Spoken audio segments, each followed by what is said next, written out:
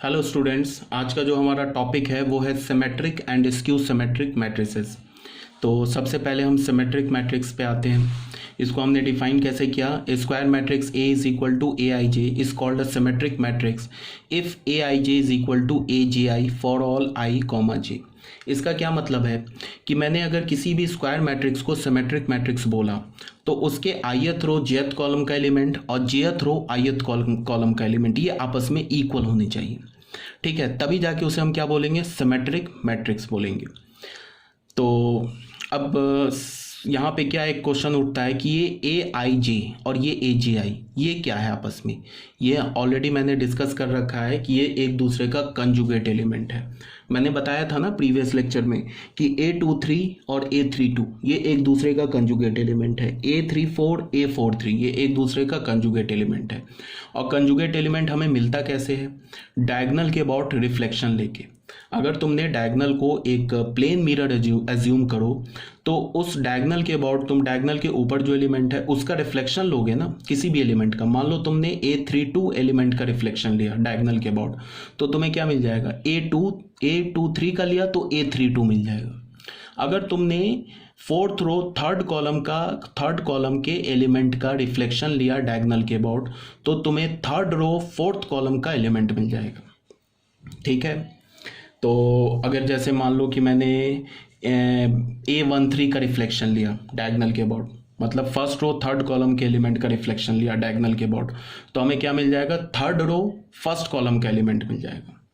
ठीक है, दूसरी बात क्या है कि अगर डायगोनल के ऊपर तुम कोई एक एलिमेंट लो, मतलब जैसे डायगोनल के ऊपर जो एलिमेंट होते हैं उनके रो कॉलम तो सेम होते हैं, तुम्हें पता है A11 A22 A33 ऐसे एलिमेंट्स आते हैं। तो अगर तुमने डायगोनल के ऊपर किसी एलिमेंट का रिफ्लेक्शन लिया तो वो खुद सेम एलिमेंट आएगा।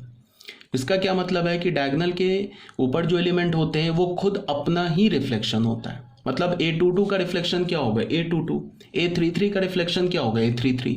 A33 में अगर तुम रो कॉलम को इंटरचेंज कर दोगे तो A33 ही मिलेगा। आ रही है बात समझ में?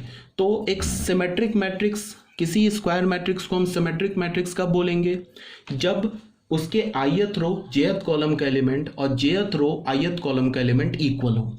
मतलब क्या है कि डायगोनल के ऊपर किसी भी एलिमेंट का तुम रिफ्लेक्शन ले लो, वो जो रिफ्लेक्शन आना चाहिए वो सेम एलिमेंट आना चाहिए। या डायगोनल के नीचे तुम किसी भी एलिमेंट का रिफ्लेक्शन ले लो, वो रिफ्लेक्शन जो है सेम एलिमेंट आना चाहिए।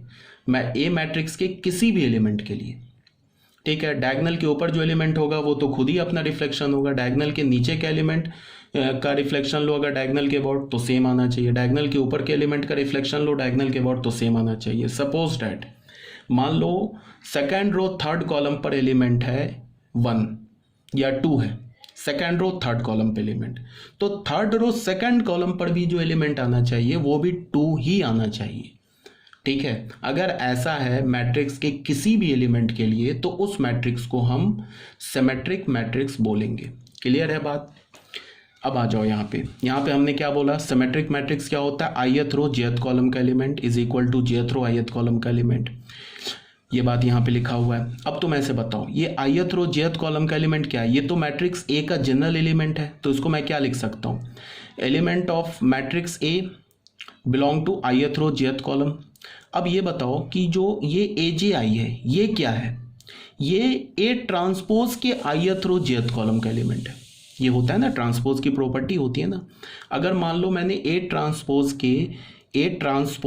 के सेकंड रो थर्ड कॉलम का एलिमेंट आया तो वो ए मैट्रिक्स के थर्ड रो सेकंड कॉलम का एलिमेंट आ जाएगा। ये तो ट्रांसपोज की प्रॉपर्टी होती है। मान लो मैंने ए ट्रांसपोज मैट्रिक्स के फोर्थ रो सेकंड कॉलम का एलिमेंट उठाया तो वो ए मैट्रिक्स के सेकंड रो फोर्थ कॉलम का एलिमेंट आ जाएगा। तो ये क्या लिखा हुआ है? ये तो ए मैट्रिक्स के jth रो ith कॉलम का एलिमेंट लिखा हुआ है। तो इसको मैं क्या लिख सकता हूँ? ए ट्रांसपोज के ith रो jth कॉलम का एलिमेंट। क्लियर है ये बात? तो यहां से हमें क्या पता चल गया? A I J is equal to A transpose I J. इसका क्या मतलब है कि A matrix and A transpose matrix equal होना चाहिए। Thus a square matrix A is a symmetric matrix if A transpose is equal to A. इसका क्या मतलब है कि अगर तुमने कोई भी एक मैट्रिक्स ए उठाया, अगर वो मैट्रिक्स ए एक सिमेट्रिक मैट्रिक्स है तो अगर तुमने उसका ट्रांसपोज लिया तो फिर क्या हमें मिलेगा कि ट्रांसपोज लेने पर मैट्रिक्स चेंज नहीं होगा, वो सेम मैट्रिक्स आ जाएगा अगर वो सिमेट्रिक है तो। अगर वो सिमेट्रिक नहीं है तो फिर ट्रांसपोज लोगे तो मैट्रिक्स क्या हो जाएगा, चेंज हो जाएगा। उसके बाद फिर मैंने क्या बोला कि symmetric and skew symmetric matrix जो है वो डायगोनल मैट्रिक्स ही होता है। क्यों होता है? क्योंकि डायगोनल नहीं, स्क्वायर मैट्रिक्स होता है। क्यों होता है? बिकॉज स्क्वायर मैट्रिक्स में हम डायगोनल जैसी बात करते हैं, नॉन स्क्वायर मैट्रिक्स में तो डायगोनल नाम का कुछ चीज़ ही नहीं होता है।